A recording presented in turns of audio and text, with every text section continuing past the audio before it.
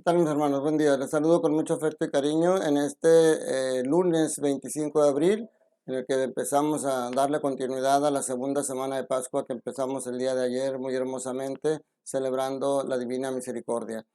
Y pues bueno, hoy las lecturas nos siguen narrando. Bueno, hacemos una pausa en la lectura continuada que hemos tenido de los Hechos y en los evangelios que hemos estado viendo acordes a la Pascua, porque hoy es una fiesta importante para la iglesia. Siempre que la iglesia celebra a un apóstol o a un evangelista, es una fiesta importante y hoy no es la excepción. Hoy es día de San Marcos Evangelista. Les mando un saludo muy fuerte a la parroquia, a la comunidad de San Marcos, aquí en Guadalupe, Nuevo León, aquí en las cercanías de Monterrey. Un saludo muy grande al padre Javier Vivas, que es el que está al frente de esta parroquia y que estuvo al frente del Instituto Diaconal durante mi formación. Una gran persona, un gran sacerdote, y que yo tuve la suerte en mi generación de diáconos de que él nos dio 3 años clases durante nuestra formación. Fuimos afortunados. Le mando un fuerte abrazo con todo mi cariño al padre Javier Vivas y a toda la comunidad de San Marcos Evangelista.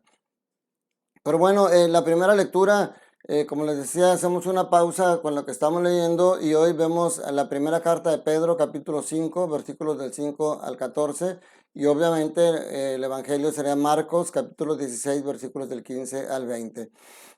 Ayer veíamos cómo la congruencia y el testimonio que debemos de dar con nuestra conducta en nuestra comunidad para gozar de buena estima como verdaderos cristianos. Hoy Pedro nos dice en esta primera carta algunas características que debemos de tener todos los que nos llamemos cristianos. En la primera resalta el valor de la humildad. Nosotros tenemos que tener humildad como buenos cristianos y obviamente rechaza el polo opuesto, el antivalor de la soberbia. Como dice en el Magnificat, a los humildes los colmó de bienes y a los soberbios los despide vacíos. Dice aquí Pedro que en su trato mutuo la humildad está siempre presente, pues Dios es enemigo de los soberbios y en cambio a los humildes les concede su gracia. Entonces, ese es el primer punto, la humildad. Segundo, dice, no se dejen agobiar por las preocupaciones ni los sufrimientos. O sea, un católico, un cristiano, no se deja agobiar. Sí tiene preocupaciones, sí tiene sufrimientos porque es parte de nuestra vida, pero no se deja agobiar por ellos porque sabe que tiene la presencia del Espíritu en su corazón. Sabe que Cristo no los abandona, no nos abandona nunca. Por eso dice, dejen en sus manos todas sus preocupaciones, pues Él cuida de ustedes. Y después dice más adelante, después de los sufrimientos tan breves, los restaurará a ustedes y los afianzará. Entonces, ese es el segundo punto. No dejar, un buen cristiano no se deja agobiar por las preocupaciones y los sufrimientos. La tercera conducta, dice, un buen cristiano siempre está alerta en contra está alerta contra los enemigos, contra su enemigo el diablo. O sea, para no caer en la tentación, está siempre atento. Dice Pedro, el diablo anda como león rugiente buscando a quien devorar. Y nosotros tenemos que resístanle con la firmeza de la fe, sabiendo que sus hermanos dispersos por el mundo soportan los mismos sufrimientos que ustedes. O sea, todos, en todo el mundo, el diablo está buscando. Si a Jesús no lo soltó, el día en el desierto lo tentó 3 veces, pero en la última dice que se retiró hasta buscar otra oportunidad y durante toda la vida Jesús estuvo tentando al diablo, no lo soltó ni en la cruz, todavía en la cruz le volvía con las tentaciones, si eres hijo de Dios, bájate de esa cruz. Entonces nosotros también vamos a estar siempre con ese demonio rondándonos, pero si le resistimos con la fe como lo hizo Jesús, si nosotros estamos alerta para no caer en esa tentación, estaríamos comportándonos como verdaderos cristianos católicos. Y el cuarto dice permanecer en gracia. Obviamente nosotros, por más que estemos resistiendo, muchas veces caemos en la tentación, pero para eso nos dejó el regalo tan hermoso de ayer que decíamos de la reconciliación para poder permanecer en gracia y recuperarla. Dice, les he escrito esta breve carta para que sepan cuál es la verdadera gracia de Dios y animarlos a permanecer firmes en ella. Esas son 4 características que como cristianos, dice Pedro, que deberíamos de tener. El valor de la humildad, no dejarse agobiar por las preocupaciones ni los sufrimientos, o sea, no perder esa paz que ayer también nos regaló Jesús. permanecer en gracia a través de ese otro regalo que nos dio ayer, que es la reconciliación. Son estar alerta ante las tentaciones del enemigo.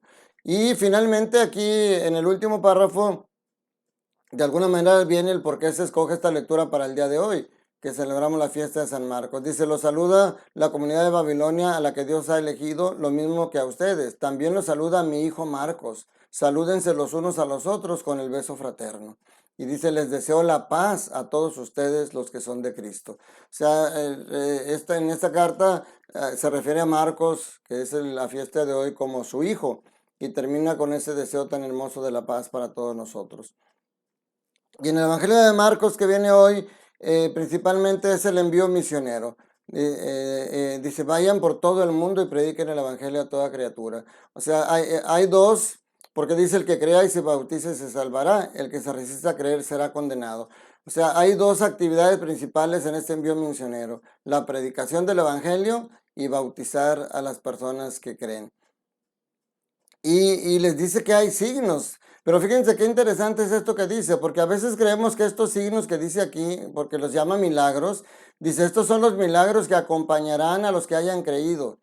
Y como los milagros que dice aquí, creemos que no se refieren a nosotros, creemos que se refiere a los milagros que hacían los apóstoles, porque dice, pero fíjense, dice, estos son los milagros que acompañarán a los que hayan creído. Antes de eso dice, el que crea y se bautice se salvará.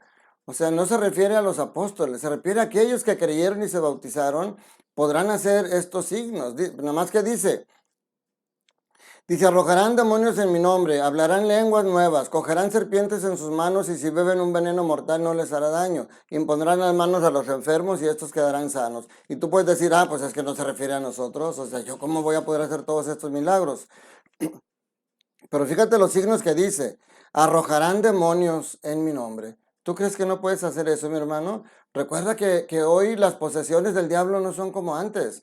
El diablo no entra en una persona para tirarte, aventar fuego, aventar guacamole por la boca. El diablo entra en ti en odio, en rencor, en envidias. Esos son los demonios. Y esos son los demonios que tú estás llamado a expulsar y que tú puedes hacerlo porque tienes el Espíritu Santo en tu corazón. Cuando tú le ayudas a otra persona a vencer el odio, a vencer el rencor y a perdonar a alguien, le expulsaste un demonio a esta persona. Cuando tú a una persona le ayudas en cualquiera de sus demonios que le estén atormentando, como los ataque el diablo, cualquier tentación, cuando tú lo ayudas, estás ayudándolo en contra de ese demonio. Y luego dice, hablar lenguas nuevas. Pues claro, aquí no se trata, digo, el don de lenguas todavía existe y muchas personas lo tienen. El don de hablar en lenguas que ni siquiera él mismo conoce y otras tienen el don de interpretarlos, porque la persona que habla lenguas muchas veces no sabe ni lo que está diciendo. Pero aquí lo que se refiere es que tú como nuevo cristiano, tú que ya conociste a Cristo en tu corazón y que estás teniendo un cambio en ti, tienes que tener un lenguaje nuevo, tienes que hablar de cosas nuevas. Cosas tan sencillas que yo se los he dicho otras veces, por ejemplo, yo tenía mucha fama con mis amigos, con mis compañeros en las reuniones, porque yo tenía mucha gracia para contar chistes y contaba muchos chistes y tenía la gente risa y risa a mi alrededor. Claro, ¿cómo creen que eran esos chistes? Pues los chistes que cuentan, no, los chistes subidos de color, los chistes, pero yo una vez que encuentro a Cristo en mi corazón, sigo teniendo gracia y sigo contando algunos chistes, pero obviamente ya son diferentes. Ya no es el mismo lenguaje que tenía antes y no es porque ahora sea perfecto, es porque ahora estoy tratando de ser congruente con lo que tiene que marcar mi fe como cristiano, católico y como diácono. Y a eso también estás tú llamado, a ser una persona diferente, a ya no ser ese chismosa, a ya no ser ese maldiciento, a tener otro tipo de lenguaje que identifique tu forma de ser. Y luego el otro es más difícil porque dice, cogerán serpientes en sus manos y si beben un veneno mortal no les hará daño.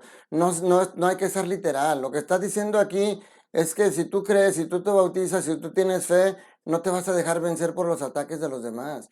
Y aunque los demás me critiquen porque yo no apoyo el aborto, aunque los demás me critiquen porque defiendo el matrimonio, aunque los demás me critiquen porque ahora ya no ando contando chistes malsanos y ya no me invitan a las reuniones, no me importa.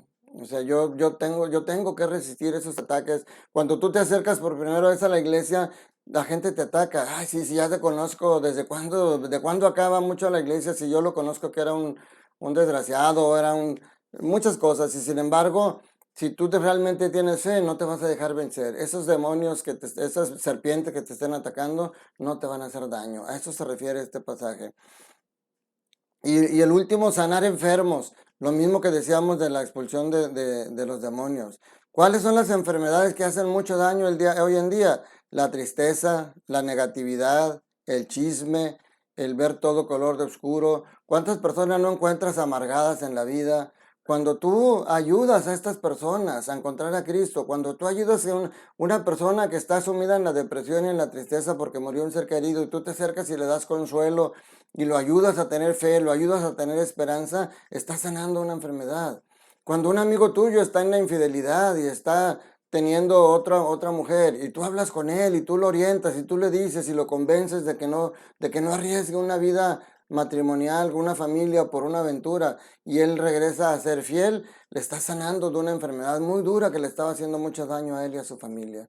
Eso es lo que tenemos que hacer nosotros, instrumentos de Dios, para llevar, donde hay discordias, llevarle nuestra paz, donde hay dudas, llevar fe.